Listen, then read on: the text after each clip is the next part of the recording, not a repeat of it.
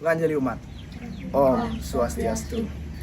Perkenalkan, nama saya Igede Krisnadi Putra dengan presisi 1 dengan NIM 221-103-102 dan inilah kedua adik-adik saya. Aku Reska Prawira dari Petiah, sekolah di SD 3 Bangli.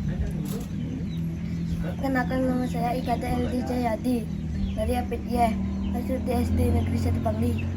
Nah, pada video kali ini saya akan mengajarkan mereka tentang materi pengertian dari peta, fungsi peta, jenis-jenis peta, dan denah.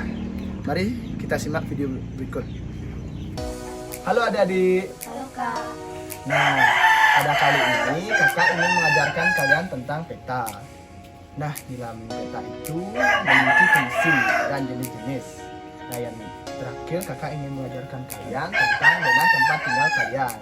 Di mana denah tempat tinggal kalian itu bisa kalian gunakan untuk mencari satu tempat. Juga bisa mencari tempat sekolah kalian. Nah, pertama-tama kakak ingin menjelaskan tentang pengertian dari peta. Nah, peta sendiri adalah gambaran permukaan bumi yang ditampilkan pada suatu bidang dengan datar dengan skala tertentu. Peta bisa disajikan dalam berbagai cara yang berbeda, mulai dari konvensional ataupun yang tercepat hingga peta digital yang tampil di layar komputer atau smartphone. Nah, kalian sendiri juga pasti sudah memiliki HP untuk kalian bisa mengeceknya nanti di Google Maps.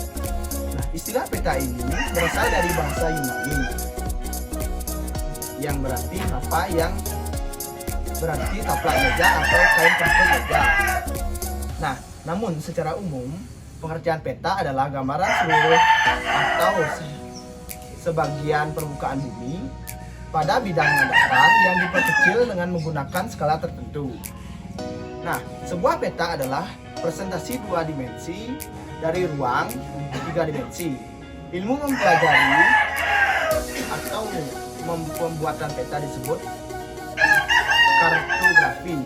Nah, banyak peta yang mempunyai skala yang menentukan berapa besar objek pada dalam keadaan yang sebenarnya, atau kumpulan dari beberapa peta disebut atlas. Nah, kalian sendiri pasti sudah mengenal atlas karena telah diajarkan di SD. Nah, pemetaan sendiri adalah suatu proses penyajian informasi yang berupa fakta atau dunia nyata, baik bentuk permukaan dunia maupun sumber alamnya. Nah, secara umum peta berfungsi sebagai berikut, yaitu berfungsi untuk menunjukkan posisi atau lokasi suatu tempat yang di permukaan bumi. Peta itu berfungsi sebagai penunjuk wilayah atau penunjuk rumah. Seperti misalnya Komang dan Kadek pergi ke rumah kakak, kita kan beda tempat. Nah, itulah yang menunjukkan nanti di peta, tapi masih terlihat nanti. Nah, yang kedua berfungsi untuk memperlihatkan ukuran luas jarak dan daerah suatu tempat di permukaan bumi. Nah, ukuran luas jarak itu nanti diukur seberapa besar peta dan diukur dalam skalanya. Nah, yang ketiga berfungsi untuk menggambarkan bentuk-bentuk di permukaan bumi seperti rumah, gunung, sungai, dan bentuk-bentuk lainnya. Nah, yang keempat berfungsi untuk membantu penelitian sebelum melakukan survei untuk mengetahui kondisi daerah yang akan diteliti. Jadi, tidak perhatikan, ada yang ingin membangun suatu daerah, pasti mereka memastikan di suatu daerah itu apakah strategis, apakah banyak yang melewati jalur itu.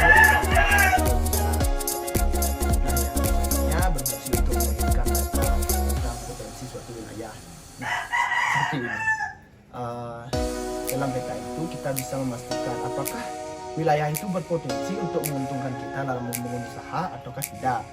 Seperti misalnya Bapak Komang ingin membangun usaha atau berjualan, di sana memiliki potensi atau tidak. Nah, di sana akan dipastikan seberapa banyak orang yang lewat pada setiap harinya, dan itu akan memastikan kelancaran kita dalam membuat bisnis. Nah, yang selanjutnya berfungsi untuk alat analisis untuk mendapatkan suatu kesimpulan. Dan selanjutnya berfungsi untuk menunjukkan dan menjelaskan rencana-rencana yang akan dilakukan. Yang terakhir untuk mempelajari hubungan timbal balik antara fenomena atau nah, yang selanjutnya adapun jenis-jenis peta. Nah, jenis-jenis peta ini juga adapun gunanya. Nah, di dalam jenis peta bagian-bagian juga. Nah, yang pertama jenis peta berdasarkan isinya dan dua, yaitu peta umum dan peta khusus. Nah, peta umum adalah jenis peta yang menggambarkan penampakan bumi, baik fenomena alam atau budaya. Peta umum dibagi menjadi tiga, yaitu peta topografi, peta orografi, dan peta dunia atau geografi. Nah, selanjutnya ada pun peta khusus. Nah, peta khusus menandakan informasi atau penampakan tertentu, penggunaan simbol sesuai dengan tema pada judul peta.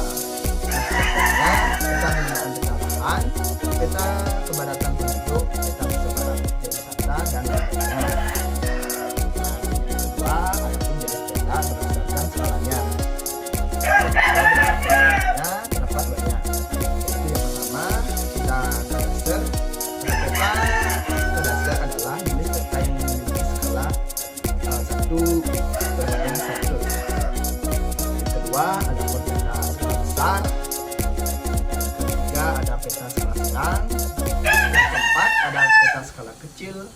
Dan yang kelima, ada peta skala geografi. Nah, yang ketiga, ada pun jenis peta berdasarkan bentuk atau simetrinya.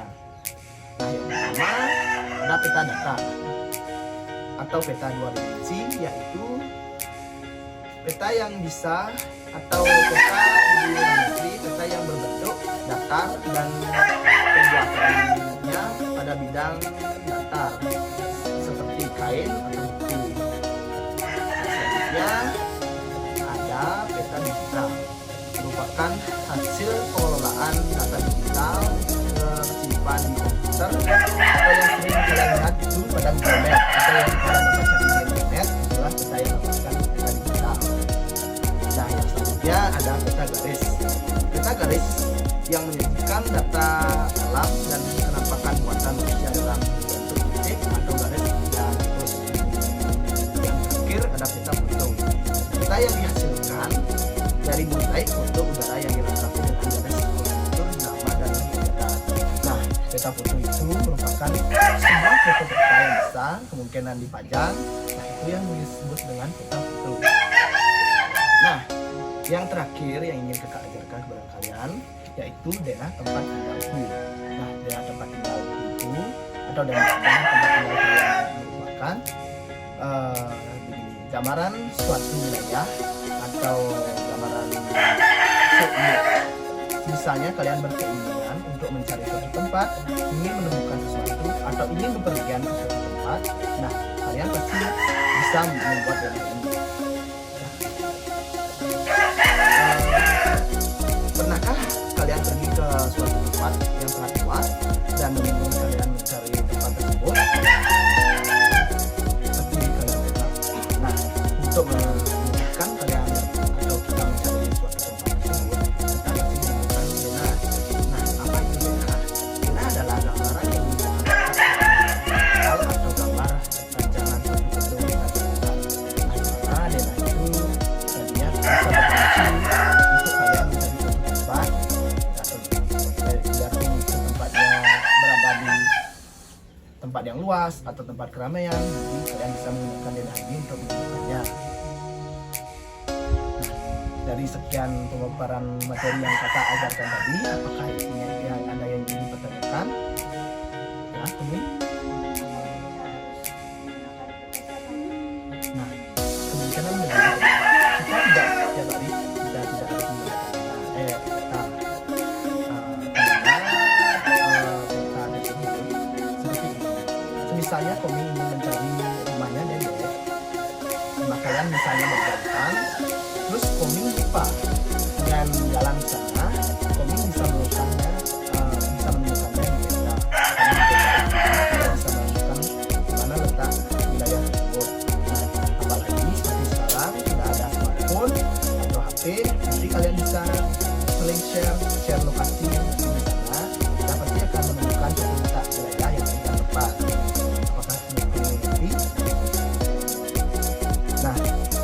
materi yang telah kakak ajarkan tadi tentang peta, fungsi peta, jenis peta, dan juga peta.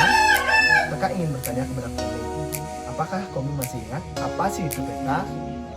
Peta adalah